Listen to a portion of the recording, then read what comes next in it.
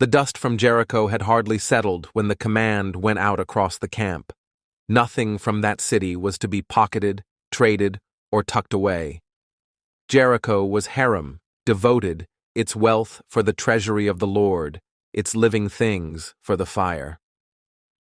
The men heard it from captains who had heard it from Joshua, who had heard it from the priest standing before the ark. Tents were staked, meals cooked, armor wiped down, and life tried to tilt back toward routine in a valley that still smelled faintly of ash and crushed brick. But the rule had slipped already. In one tent, whose ropes looked like every other's. Achan, son of Carmi, of the tribe of Judah, found it when the walls fell and the city broke. Behind a collapsed lintel, under splintered cedar, lay the sorts of things a man's hand knows how to want. A Babylonian cloak, bright as a bird against all that gray. 200 shekels of silver in a bundle, a bar of gold weighing 50 shekels. He moved fast because shame makes speed feel like prudence. Cloak rolled small, silver cinched tight, gold wrapped in cloth to kill its shine. He walked out with the others, dust on his beard like any other fighter's, and took the long way back to his tent. That night, while the camp murmured over victory, he pulled up the packed earth beneath his groundcloth and made a small vault.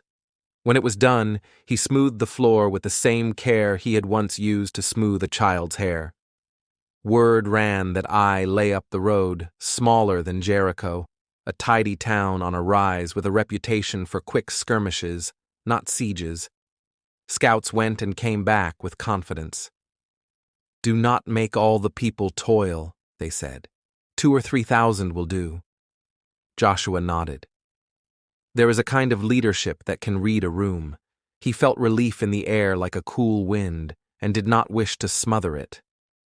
2,000 or 3,000 went up. At the ascent near the gate, the men of Ai came out quick and strong. 36 Israelites fell, and the line fell with them. Retreat once is a roll, retreat twice is a rout.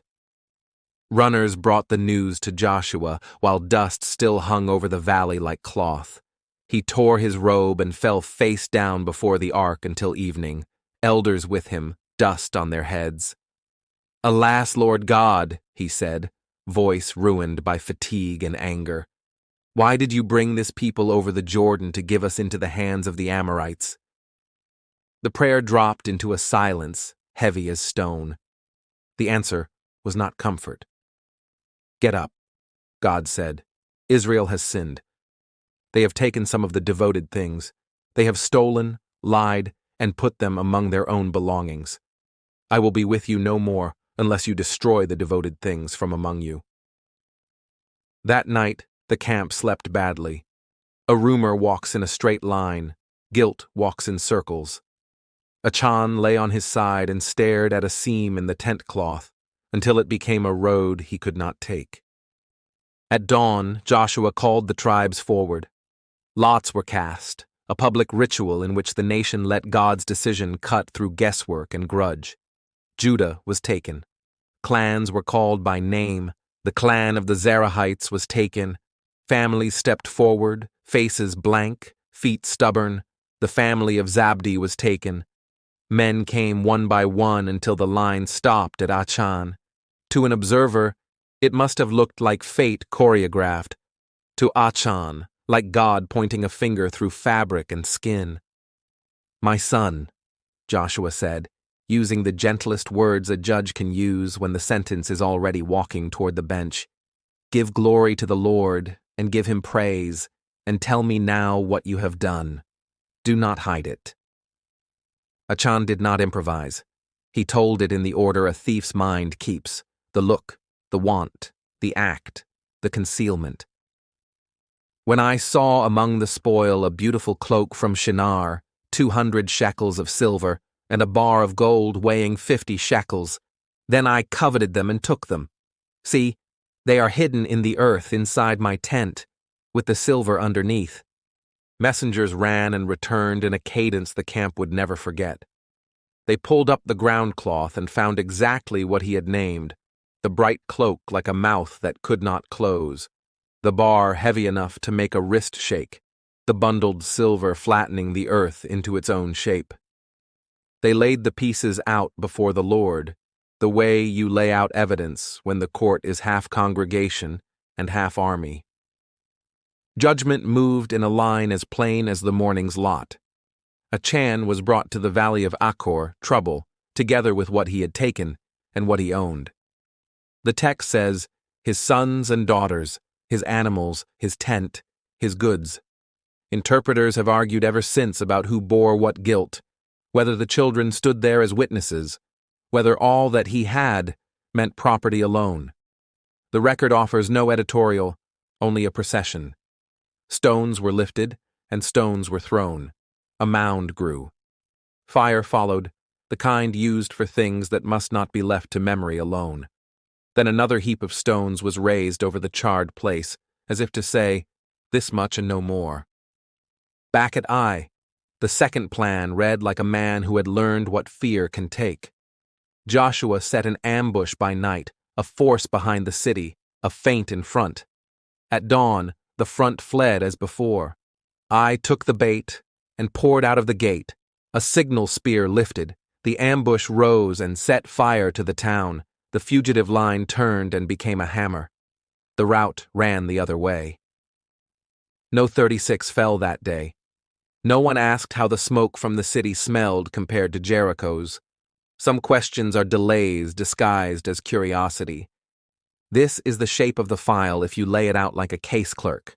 A ban announced, a theft committed, a defeat suffered, an inquiry made, a confession taken, evidence recovered, sentence executed, and then a renewed campaign. The prosecution's burden was carried not by cross-examination, but by a God who named the category of the crime and then led the assembly to its culprit one circle at a time. The defense had only one fact. A man wanted what he saw and made room for it under his life. It is easy in air that does not smell of tents and ash to call the rule harsh. Devotion is a word we have domesticated. In that camp, it meant more than loyalty. It meant that certain things were not simply off limits, but belonged to God by right, and that taking them was not petty theft, but sacrilege with a blast radius. Achan did not fight God. He misfiled what he wanted as an exception. In wars and workplaces centuries later, people still do paperwork on their own desires and label it special case.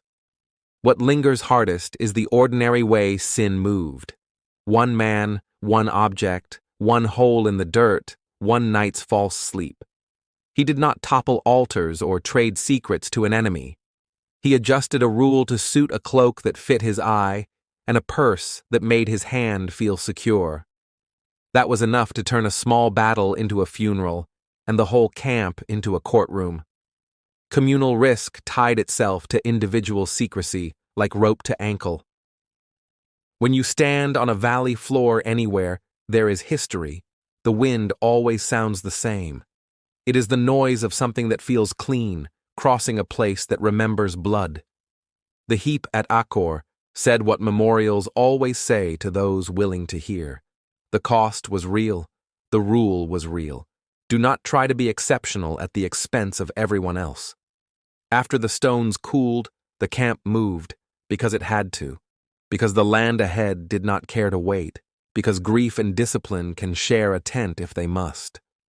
Joshua wrote it into the record and marched. The ark moved. The people kept cadence. I lay behind them as a line scratched off a list. Somewhere a cloak burned slowly, its dyes lifting into air in colors no one saw. Somewhere a bar of gold went where it should have gone the first day. The living learned a habit. Search the ground under your own feet before you blame the slope. The case is old, and it is present.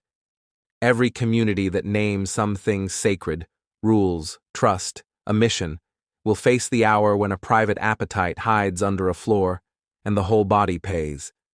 The remedy here was as public as the harm.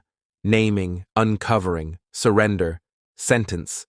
and then a turn toward work that could not be done while the rot stayed in the tent. You can call it severe. You cannot call it unclear. There is always a last line in a ledger like this, a place where the narrative empties its pockets.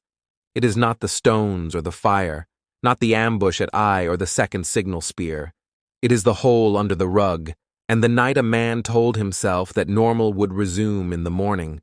It did resume, but not the way he imagined. The camp slept again.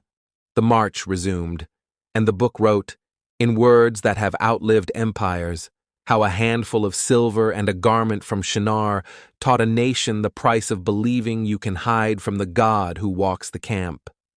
Thank you for listening to Divine Crime. Subscribe for more true stories from the most dangerous book ever written.